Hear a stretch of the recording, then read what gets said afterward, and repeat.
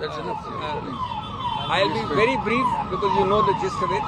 For our friends from the English media, just 1 minute, just half a minute. Just half a minute. As you can see, friends, we have a very distinguished delegation. Across the board, almost every political party in the opposition is represented here. I must tell you, I'm not taking names, but this delegation was activated late last night. Not last night, late last night. Some of them got the information after 11, 12, 1 o'clock. Many have made the effort to fly here. One of them is Mr. O'Brien. They were not in Delhi. 1 or 2 could not come, but they have given their full support. Yeah. Every possible political color is represented from the opposition here at short notice. Now, we went in this delegation and unitedly told in a very detailed presentation, which is here, which we'll get also a copy of, the election, JMM and Shiv Sena could not send their reps at short notice. All the others are here. They have specifically assured us of unconditional, unstinted support, unqualified support. Now, in the Election Commission, we pointed out that this is not a normal complaint. It is not a complaint about X, Y or Z. It is a larger issue of affecting, impairing and undermining, sabotaging the basic structure of the Indian Constitution. We pointed out that a level playing field is the heart and soul of free and fair elections. And free and fair elections are the heart and soul of democracy itself. And democracy has been held repeatedly by the Supreme Court to be part of basic structure. So the moment you skew, you render the level playing field into a non-level playing field, then what do?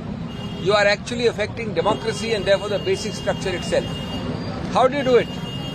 You use and misuse agencies blatantly. Cases which are 20 years old, if you have to take action, I'm assuming for a minute that action is justified.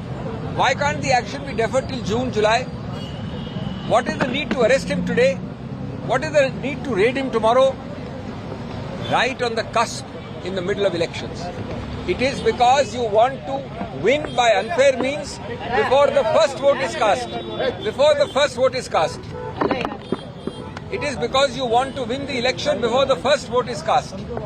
And we have also given a very interesting list. We pointed out that in 75 years of Indian history, no party of whatever color, including the BJP in all its earlier avatars, has ever thought of arresting a sitting chief minister. What happened last night? Never before has it been that the other chief minister who had forced to demit office a few days before that, was also arrested from Jharkhand. Never before we have given a list of recent, I repeat recent only, 11 other examples. Every party of this political spectrum standing here has been harassed, raided and arrested. Why? All the virtues are in this pocket, all the vices are this side? Or are you blind like Nelson, who chose to look only one way? He looked only this side, he saw what he wanted to see. He never saw the vices of this side. Not a single person of the ruling party is affected. How is that a level playing field? We asked this question of the mega policeman and custodian of our democracy, the Election Commission. We told them that you have constitutional powers. If you can appoint DGPs, if you can appoint heads of police, you can change Home Secretary. You have done it just now, 1 week ago.